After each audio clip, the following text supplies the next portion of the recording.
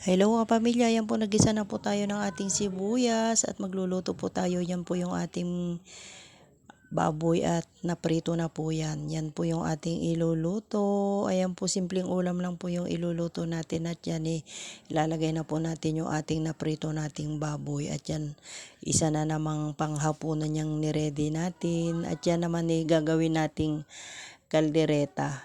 Pero simple lang kasi wala po tayong mga ibang gulay kundi yung ating dahon ng kangkong at syempre yung bunga ng ating talong. Pinrito lang natin sa hinalo natin yung ating kangkong tapos hinaluan natin ng kaldereta mix. O di ba simpleng ulam pero kahit papano maiba naman yung ating mga luto. Ayan yung ating ulam ngayong kapamilya. Ready na po tayo. Ayan yung ating kamuting pinatubo at tingnan nyo po yung mga pinatubo nating kamote. Ayan, may mga usbong na po sila at tingnan nyo, napakagaganda nung kanilang mga usbong at yan, napakabilis lang po yan magdahon pagka ganyang naitanim na sila sa mga paso. At eto, ilang days lang yung mga first batch natin, siguro may 1 week na, napakalalaki na nung mga dahon niya at kung kailangan na ng mga talbos, pwede na silang talbusan kasi napakabilis nilang mag-grow pagka ganyang naitanim na sila mga kapamilya at yan napakabilis antayin pag nai-transfer na natin. Ito yung mga first batch natin kapamilya at ang bilis nilang lumago. Tingnan nyo po, napakalalaki na nung mga dahon niya. Iba rin talaga pagka na-transfer na natin sa mga paso tapos yan naaarawan sila. Mabilis po silang mag-grow kaya maganda po pagka ganyan na i-transfer na natin. Ilalabas na natin kaagad at tingnan nyo po.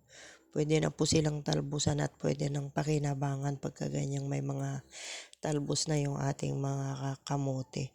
Variety po nito mga kapamilya, yung ubi po ang klase nito. Kaya maganda po ito, pararamihin po natin para sa susunod. Mas marami tayong maitatanim na kamote. Hello kapamilya, ayan po yung ating itatanim at ito naman yung ating murang sibuyas sayang din pag hindi natin naitanim. Bumili tayo kasi kailangan natin yung dahon dahil dun sa ating lulutuin pero syempre hindi natin itatapon yung pinakapuno niya at itatanim po natin yan. Kasi ito mga kapamilya, napakabilis lang po nitong mag-grow pag naitanim natin. Kagaya niyan, naitanim natin, papakita ko po sa inyo pagka nagkaroon na po ng usbong. At ito po yung ating ilalagay, yung ating mga eggshell na naipon yan. At yan inahalo natin dun sa ating mga taniman. At ayan, naggawa lang tayo ng mga butas at dyan na natin nilalagay yung ating mga itatanim na murang sibuyas o leeks. Yan yung ginagamit natin pagka nagluluto tayo. Kaya yung mga pinagputulan natin, huwag sayangin at yan tutubo pa yan pagka naitanim natin. Kaya kinuha natin yung mga pinagputulan natin at nilagay na natin dyan sa ating sirang timba para maitanim natin. Sayang din naman kasi pagka itatapon lang natin at yan magagamit pa rin natin pagka nagsiusbong na yung ating mga leeks na yan. Kaya ayan ka pamilya. Good morning kapamilya. Ayan po, let's start na naman po sa ating pagga-garden at ito po yung ating itatanim, yung siling panigang po natin.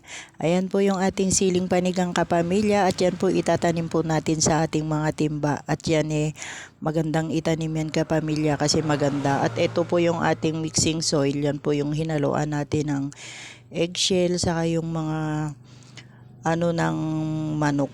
Yan po yung mga ginamit po natin. Saka syempre yung ating mga lupa. At didiligan muna natin bago natin to itanim yung ating mga sili para yung lupa natin mabasa. At yung ilalim po niya nilagyan natin ng mga karton para mas mabilis ma-drain yung tubig niya pag nagdidilig tayo. Kasi mas maganda pagka may mga nilalagay tayo sa ilalim para mas mabilis bumaba yung ating tubig.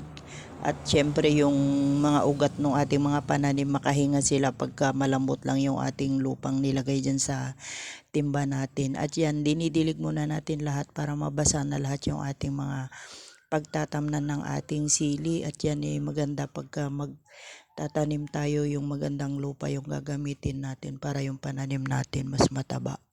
Kaya ayan kapamilya, yan po yung ginagawa natin at ngayon nadilig na po natin. Nilagyan lang natin ng butas sa gitna at yung sakto lang na mailagay natin yung ating mga itatanim. Ayan po yung ating mga sili at nilalagay na po natin dito sa ating mga timba.